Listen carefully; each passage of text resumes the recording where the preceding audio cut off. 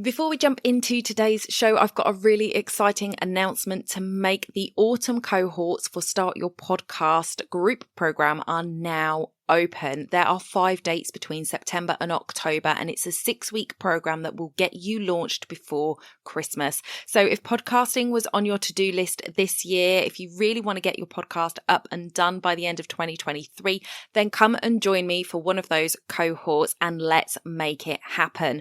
I have a free masterclass available for you called Understanding the Power of Podcasting. You can go over to donnaeade.com/masterclass, watch the masterclass and get access to that enrollment. I hope to see you in one of the autumn cohorts very soon. That's donnaeade.com/masterclass. Let's get back to the show. You're listening to the Wedding Procast UK, the place to be if you are a UK wedding professional looking to grow and streamline your business. I'm your host, Donna Eade, 10-year wedding photography veteran and CEO at the Society of Professional Wedding Vendors. If you want to grow and streamline your business, this is the podcast for you. Make sure you hit subscribe where you listen or join our email list at www.spwv.co.uk.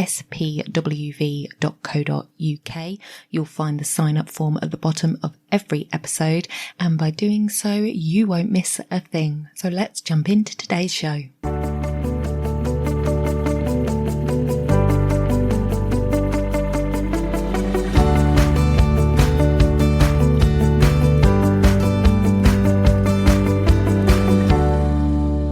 Welcome back to the podcast, everybody. Lovely to have you here. Before we dive into today's show, I just wanted to mention Productivity Week. It is a 5-day event that we are doing on the 20th of September. If you struggle with getting your diary in order and striking that balance between family and work, this week is for you. As wedding vendors on wedding days, our timing is on point. But when we get back to the office, that is where the difficulties occur.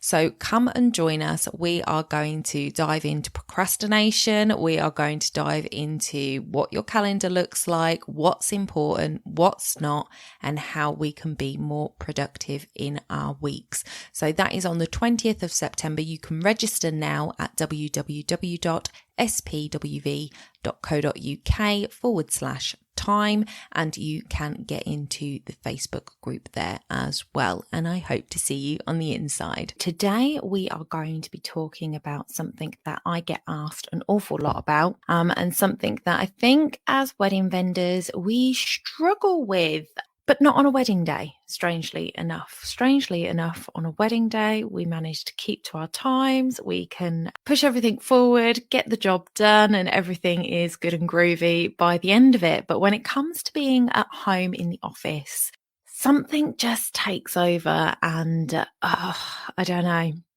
It's just not as easy, is it? So, we today are going to talk about how we can create more time in our business to get more things done. That's the question I get asked. How can I create more time in my business and get more done? So productivity, as I say, is something that I think a lot of people struggle with, not just from the fact that sometimes people just don't know how to organize themselves, but even people that do organize themselves really well. We get bored with the same routine. We get complacent with our timings. We just get bored in general.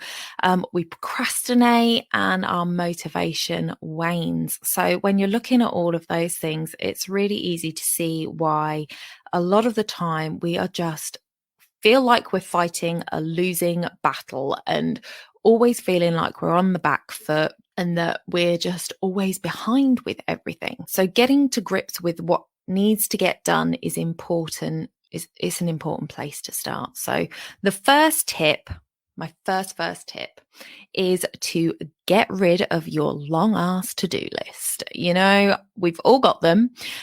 Some people have them in their head.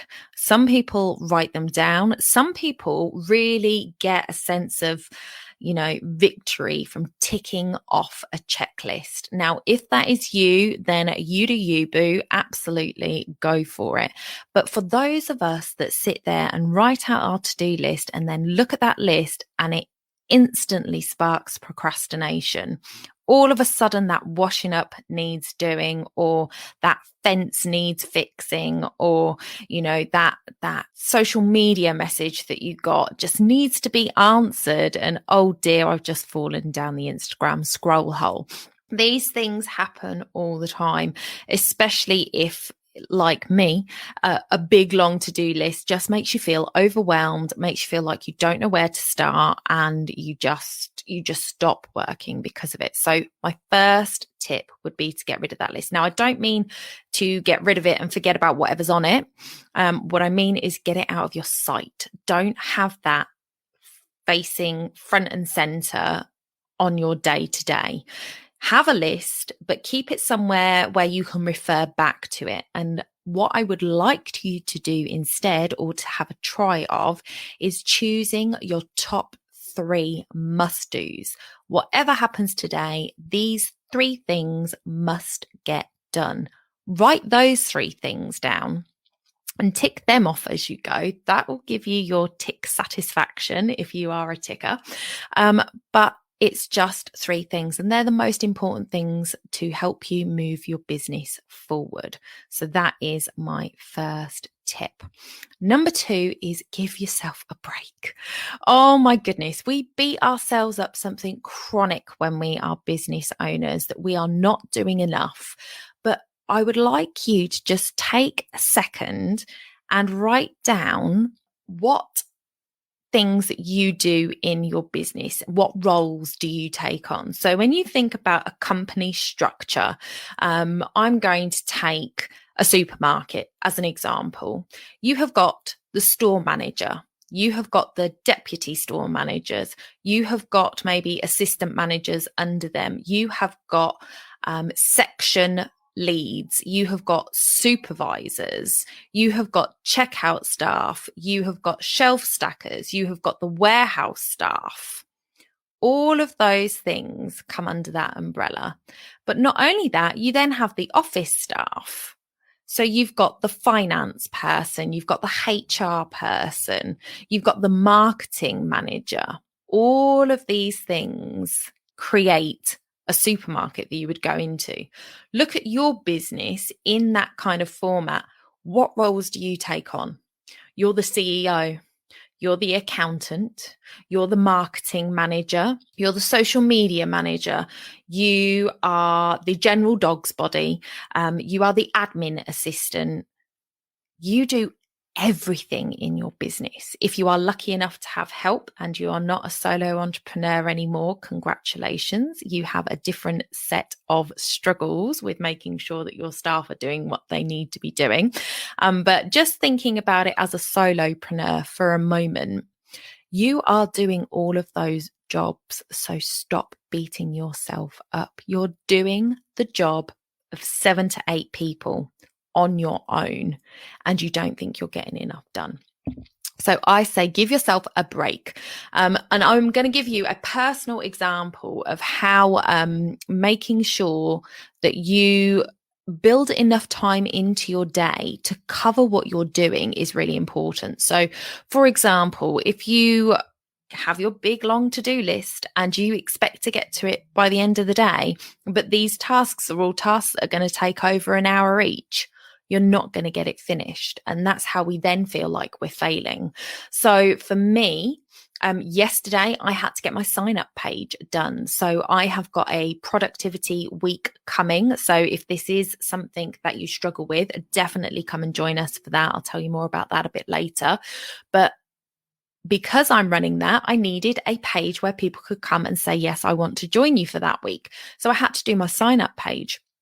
What I hadn't factored in is that this page that would take me 30 minutes to draw up usually ended up taking me 3 hours because, one, I walked away from it at some point because I got a delivery and got distracted. I'm not including the distracted time, but when I came back, my computer had crashed and it hadn't saved the page and I had to start all over again. So I lost half of my page and had to redo it. Then I had to go into my email account provider and make sure that the email side of things was set up so that when you signed up, you get your welcome email. So I had to make sure that was functioning before it went live. And then I had to go into ManyChat and make sure that the response bot option was available and would work so that you could sign up to get notifications. And I had to do all of that before I could set the page live. And I needed to do all of that before I did yesterday's video.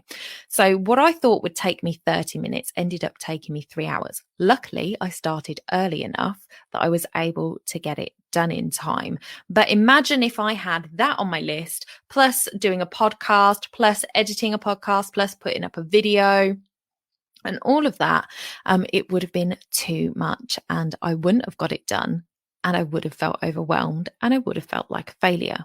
So just make sure that when you are looking at a project, something that you've got to get done, that you're actually allocating enough time to get it done. Things take longer than we think. So the next thing to do, so the third tip is white space. Now, I am a huge believer in white space, building in white space into your week. So what do I mean when I mean white space? This is space in your diary that is booked in every week, no matter what, where nothing is in there. Nothing can be booked in there.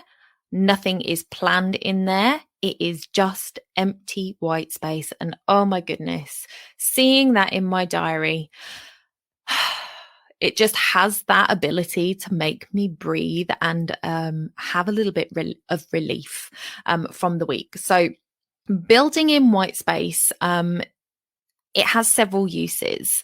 So this isn't just time where you don't do anything in your business. It is time that is there for a purpose, but the purpose can change. So for example, if you need to take a call outside of your allotted slots, and it is important that that call take place within the next week or within the next couple of weeks, and you haven't got a slot available, you could book it in to that white space. That is your prerogative to use some of that white space for that call. If you need to run unexpected errands in the week and you can save it for that white space, brilliant. If you can't, then whatever it is that you've got to stop doing to run that errand, you can then move the rest of that into that white space, or just jiggle things about and move something else into that white space so you can get it done. If a project needs more time than you had anticipated, so even though you have overestimated your time, you still need a little bit more time on a project before the end of a week, you can use that white space. If the kids need you for something, they suddenly need, they forgot their lunch, going back to school, kids do that. You've got to run to the school, drop their lunch off and come home again. That's going to take you time. You can use that white space then to do the work that you would have done in there. Self-care. Need I say it? Yes, I do. Self-care. So if you are getting to that white space and you don't have work that you need to get done because you've got your 3s ticked off each day and you've done your errands and everything else, and there is nothing that is pressing for that white space, take some time for you. There is absolutely nothing wrong with doing that. Just take some time, because our lives get so busy, and I do advocate for booking in self-care time with yourself each week, having it as a staple on your diary that you have some self-care time where you do you. But your white space can be extra self-care time if it's available.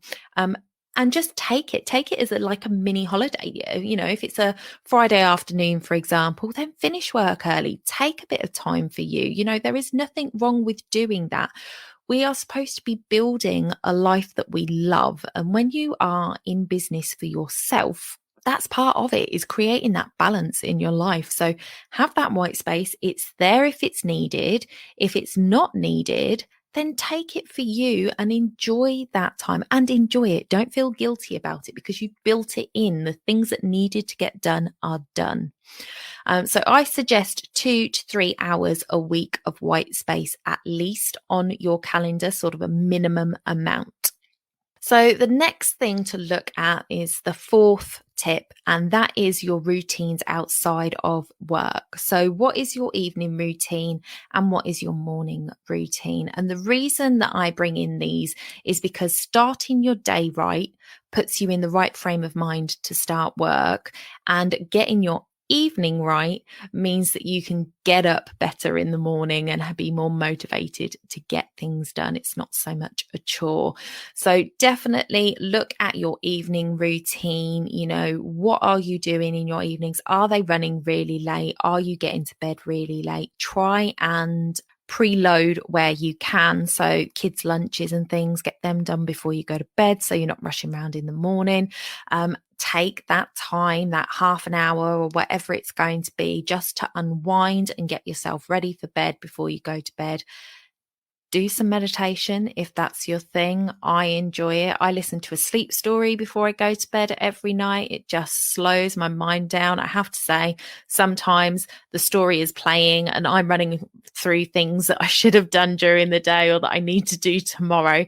But it just does have that ability to just slow me down and get me focused on what's important, which is getting my rest.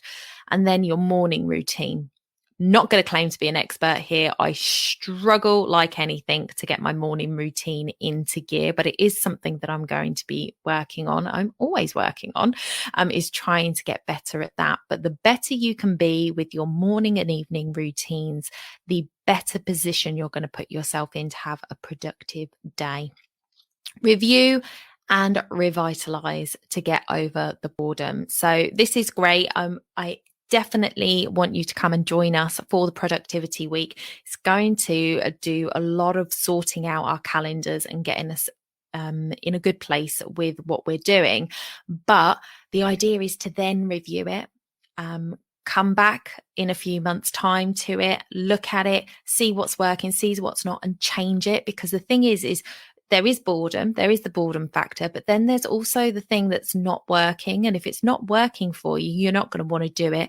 Then you're going to procrastinate, and then you're still not going to get anything done. So definitely review and revitalize your work routine. So to find more time in your business and get more done, choose your top 3 most important things to get done for the day, and put the rest of your to-do list away so you can't see it, and just concentrate on ticking those top 3 off. Don't underestimate the time something's going to take, because you will always feel behind. Overestimate it. Remember, 30 minutes actually took me 3 hours. Build in white space for those just in case times, and look at your routines around work. So like I said earlier, I am running a productivity week. It is starting on the 20th of September, and we'll be focusing on time management, looking at our business hours, how we use them effectively to produce more work and get more done in our businesses. So if you would like to join me, then I would love to see you there. You can head over to www.spwv.co.uk/time to sign up. It is totally free to take part. Most vendors I know really struggle to create the time and space in their businesses to focus on moving forward, and instead become stuck. Always, on the back foot, feeling like they're failing, which you are not, and just feeling like, their business is taking up all of their life. So if you want to take back your calendar, feel like you're actually making progress and being proactive instead of reactive, then join us on the 20th of September as we do a 5-day deep dive into creating more time. So www.spwv.co.uk. So I hope that helps you guys. If you have got any questions over on productivity or more tips, something you would like to add, then please do put it in the comments box below. I will come back, and I may even answer it on our productivity week. So do come and join us there. I'll see you soon. Bye for now.